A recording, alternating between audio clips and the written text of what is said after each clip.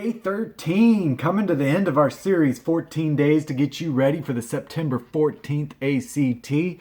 One more day left after today. Got a couple geometry problems for you from the June 2019 ACT that we're going to work today. So let's get to it. Question 30 says, squares with side length x have been removed from each corner of a rectangle measuring 8 by 18, resulting figure shown below in terms of x. What is the area in square centimeters of a figure? Now, what we want to do on something like this is always find the area of the biggest, kind of most obvious object right here, which would be this 8 by 18 rectangle that they're talking about. So you can kind of see I'm drawing in some really faint squares. So if this was 8 by 18, area of a rectangle is simply length times width. So 8 times 18, that's 144. So we know it's probably going to be less than 144. So see how a lot of these have 144 minus something? That's what we want. Now, what are we minusing? We're minusing these 4 squares. Well, what is the area of one of these squares?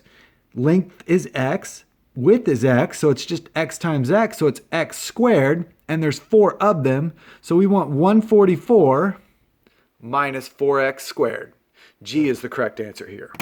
All right, let's skip over. I want to do problem 41, which is also some geometry, but this time with circles. The semicircular top surface of Ron's patio is shown below. Which of the following values is the closest to the area in square feet of the top surface of the patio?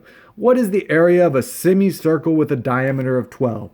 Well, you need to remember you don't get equations on the ACT like you do the SAT, but the equation of a circle, the area of a circle is pi r squared. Make sure you know that going into the test. Do not show up to this test without knowing the area of equation for a circle. By the way, circumference is 2 pi r. Not relevant in this problem, but it will be relevant sometimes. Okay, so I just need to find the area of the circle and cut it in half because it's a half a circle, semicircle. So the radius is 6 if the diameter is 12. Radius is half of the diameter, so this is just 36 pi. Most of the time, we leave our answers in pi, but in this case, we actually need a real answer. So let's hit 36 pi. By the way, 6 I squared, so pi r squared, that's where I got the 36 from, 6 squared. And 36 pi is just 113. Don't forget to cut it in half. And we get 56. Which one of these numbers is closest to 56? C. C is the right answer. What they've done here to get this 54 is they actually just use 3 instead of pi. Let's say pi is 3, which it's close. It's 3.14, 1 something, blah, blah, blah. If I just use that, I'd get 108 divided by 2. And that's where they're getting the 54 exactly.